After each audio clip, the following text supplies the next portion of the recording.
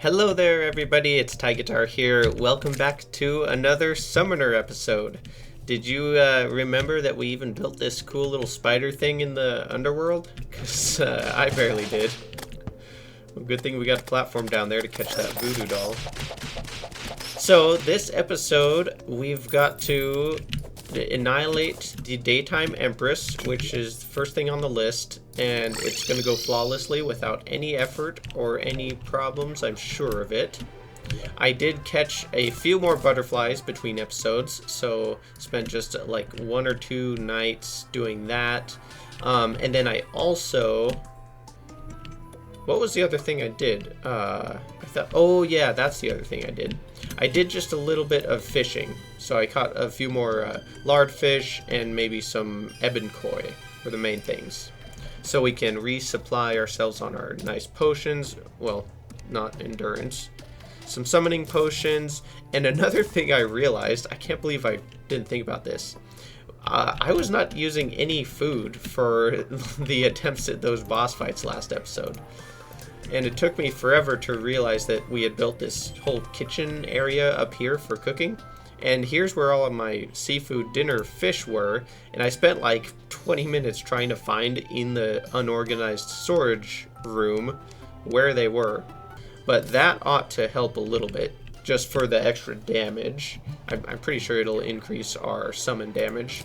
I'm not actually sure by how much, but we'll see. Definitely going to want our ale, our flask of ichor, which now that I'm thinking about it, I'm not totally sure that the Empress is affected by that. We'll go ahead and make a couple more flasks. Alright, so I think, now that we have the seafood dinner, that's the main thing that we were probably missing. However, I also am not sure. I didn't check the footage. Actually, let me check right now. So not for all of our boss fights, but for the last like 2 or 3 attempts at the Empress, I had that equipped there, which wouldn't have been helping that much. So that's another thing that I kind of messed up on. So now we should be totally unhandicapped with this setup. I have briefly debated switching summoning weapons to the summons, but I think the main reason we want the Xeno staff for the Empress especially is because she's so mobile and fast and zips around everywhere. The saucers are one of the few summons that can, or minions, that can catch up with her and just zoom to her and start shooting her because they don't have like projectiles. Like the Tempest staff could be nice, but the Shark projectiles I don't think would ever connect with the Empress. So we're gonna stick with the UFOs for now and see if we can get this done. I'm curious to see how much the seafood dinner boosts the summon damage. Let's say we drink all of our other potions, and now our kaleidoscope is at 451 damage. With the seafood dinner, it's 466. Yeah, that's quite a bit. That is significant. Okay. Get our UFOs all ready and good to go. I think that our accessories are set up. And let's see what happens here. See if I can mess this up some more, baby. Just keep a lot of distance. Not get hit by that. And isn't she gonna shoot the everlasting rainbow next? Stay away from that, please. Oh, dude, why did I try to fly up there? Oh my gosh. You know, another thing that I realized since last episode, I didn't know that there was actually a death command. I wonder what this says. Okay, this says 25 times. So I'm reasonably certain that's only going to be as of last episode and this episode. So it might help a little bit to just add that onto the 78 that it said before starting last episode. Is that right? I think I might be 1 ahead on the death count. Let's just back this up, because I know it wasn't 79, that's for sure. There, that's totally better than 104. Alright, let's go for one more attempt. It's still 2.5 minutes till what's it called? Nighttime, so we should have enough time for an attempt. Although it would be tragic if I came super close, ended up defeating her, but like the second after nighttime ticked, so that we didn't get the Terraprisma. That would be hilarious. I'm flying up again. Oh, dude, that time I actually thought that I flew up early enough, but then she flew closer to me than I expected, and I just drifted right into her. Oh man, I don't know what I'm doing. I wonder if our sundial is available. I can't think of anything. Oh no, it's not. Sad days. You know, I guess instead of sleeping, we could work on building a little bit. Because what I do for sure want to do today is build a little trophy display. Because we have the relics on display, but not the trophies so much. We could, of course, spend some of the night catching some more butterflies, too. It wouldn't hurt, just in case. Although I hate to admit that I might be dying 18 more times. Oh, and I better fix that this time. I almost just jumped down whipping, and I would have summoned the Empress again.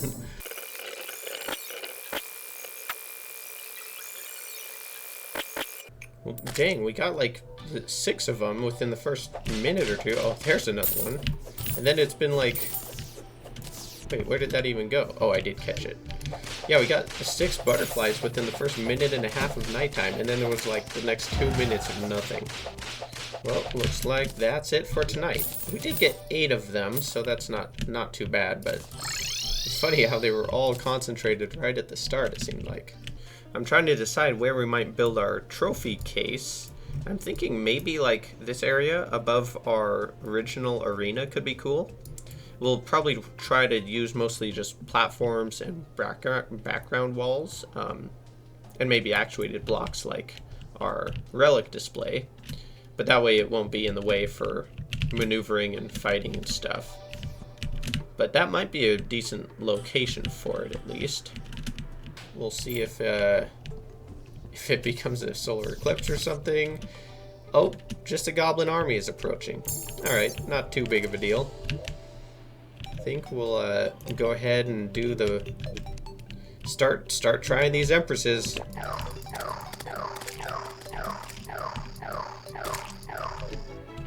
Don't forget to disable my book again, and let's see what happens here. Just keep it together, man. Don't fly up there. We're fine right where we're at. Except, wow, I just died to the sun dance. Is that like some sort of record? Who dies to the sun dance? I'm gonna need to take out these gravestones, otherwise we're gonna start getting a graveyard on our entire arena up here. Oh, looks like the goblins might be here. I wonder if it would be worth just wiping these out before attempting the Empress. Summoner, who's the real summoner? Actually, if I go like anywhere over this direction, we probably won't get any more goblins spawning anyway. If a goblin spawns and knocks me into her, then so be it.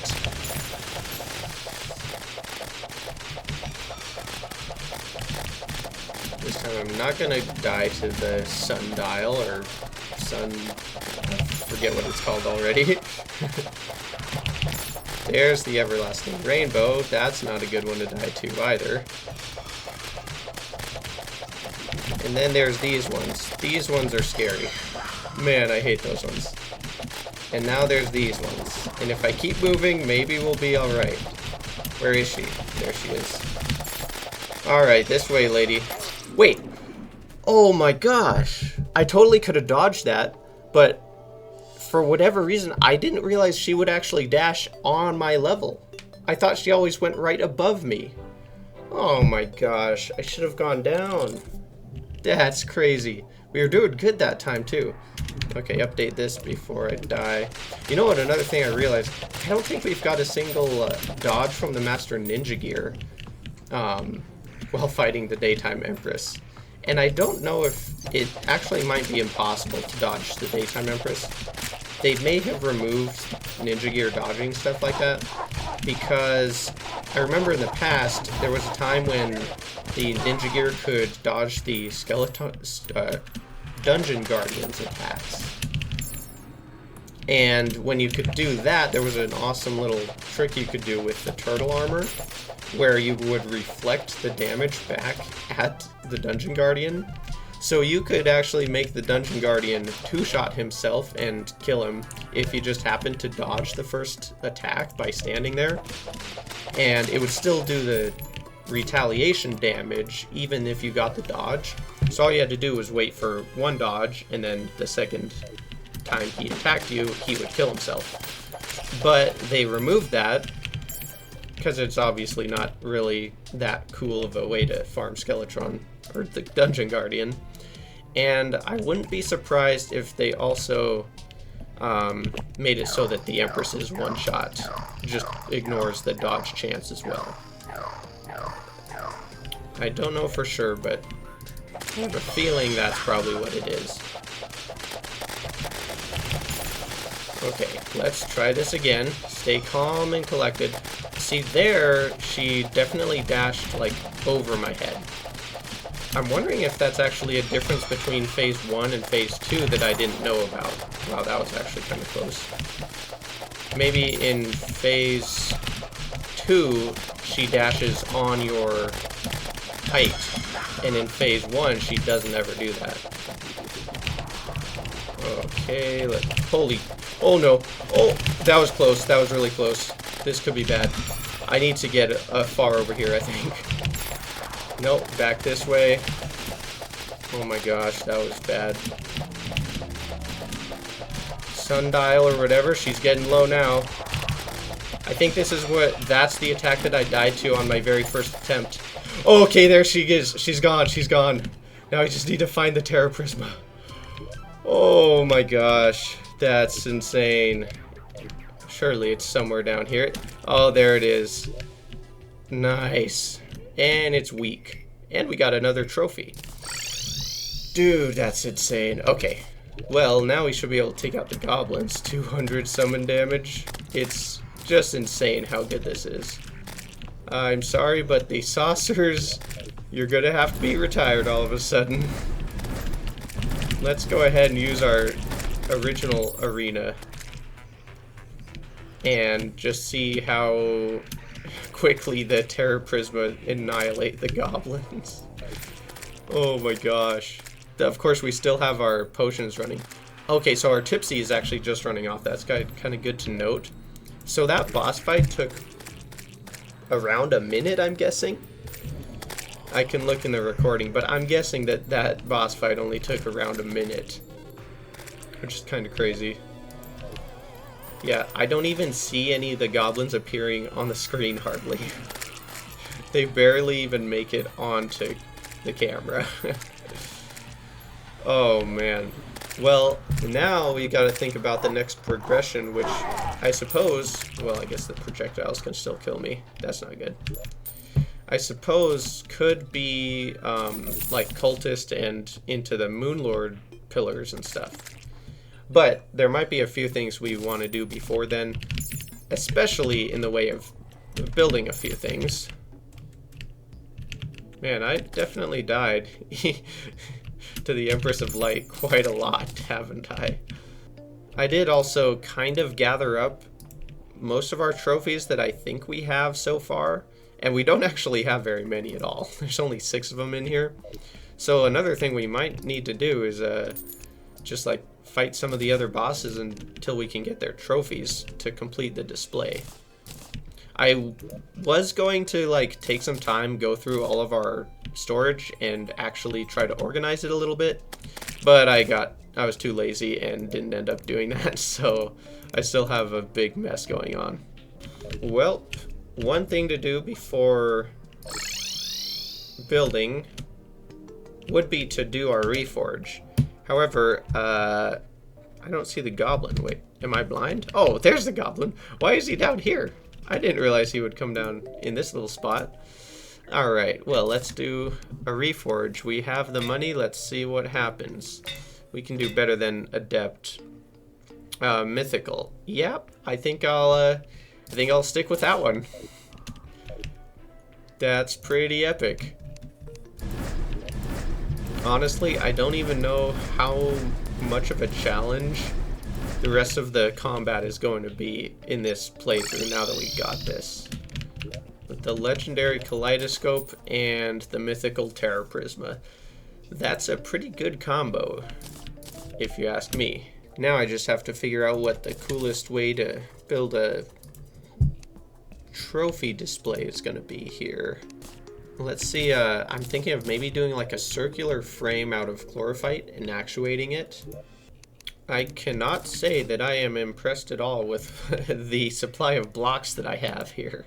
Wait, oh. For a second I was trying to remember what I-beam even is. That would be from Iser, isn't it? Oh, you know what I just realized? We only have the Architect Gizmo pack. We can now upgrade this into the Hand of Creation, right? If I can even remember how to do that. Oh, you know what we need is a step stool, don't we?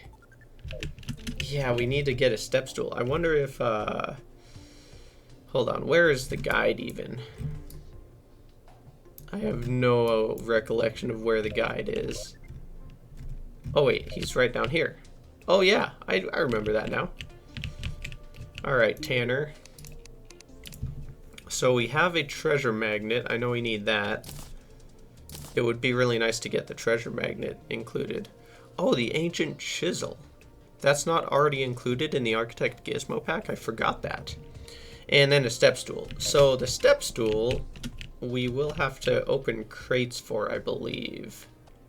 But the ancient chisel we should definitely have somewhere. I'm almost thinking, yeah, it's even, yeah, on our person already. So we got both of these taken care of. I think that these crates can have them, but I'm just going to double check. So it's actually unlikely that we get it from even 85 of these, which is not that great of a, not super great news. Man, I forget how far the anchor actually reaches. It's kind of crazy. I've never actually used the anchor as a weapon, but it probably would be pretty effective. Alright, back to opening. We got 35 more. Come on, give me that step stool. Quick stack is so amazing. Oh, we got a sundial.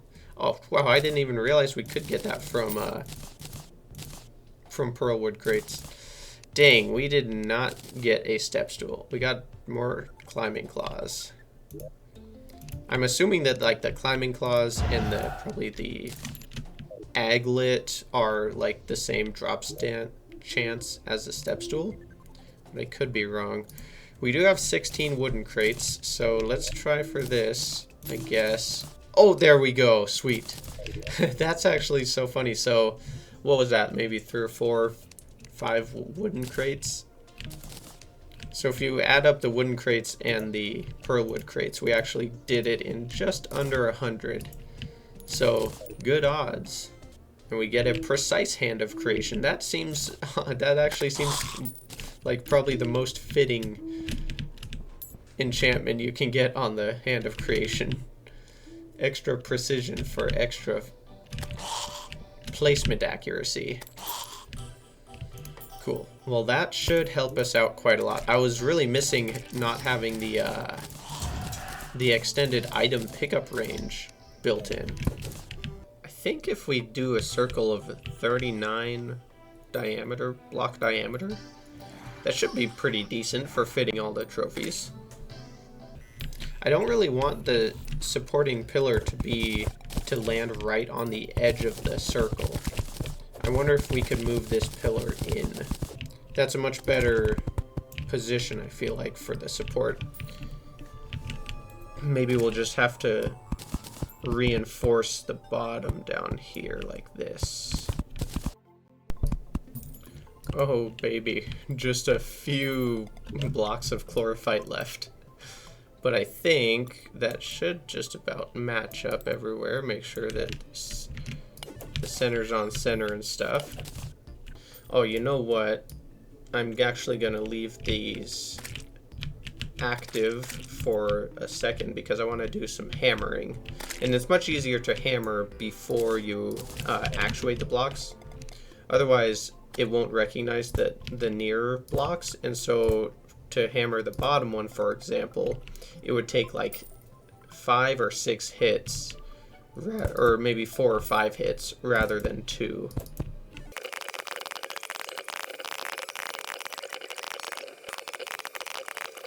Alright, we're getting there now. Man, I really wish that there was a 2D like actuator mode or grand design mode where you could fill areas rather than just lines. It'd be so nice. Just one click, like clear all of this square instead of just the line. I was thinking they could easily implement it, or theoretically just with like a smart cursor. If you activated smart cursor with the grand design, it could change it to like a area mode rather than line mode. But I don't know if that will ever happen. Might have to get some either echo coding or echo walls so that we can make a smooth border or smooth fill to the edge without overspilling. So I was thinking about the arcane rune wall for the actual places to put the trophies, but now I'm kind of thinking maybe the Starlit Heaven would work better. You know what they say about 300 werewolves? 300 werewolves. If we were to include all the boss trophies, so not like the angler fishing ones, there could potentially be 29 that we want to include. So I wonder if we need to make a little adjustment or just have a special thing for 2 additional trophies. You know, we could adjust this outside column to fit another one. Oh my gosh, maybe we... who knows? Alright, I propose this maybe. So maybe this arrangement, if we mirror this on this side, that should hopefully be 29.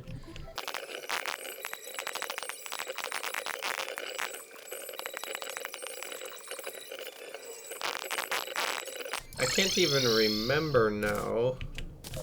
Are echo walls bought from the painter, but maybe he has to be in a graveyard biome?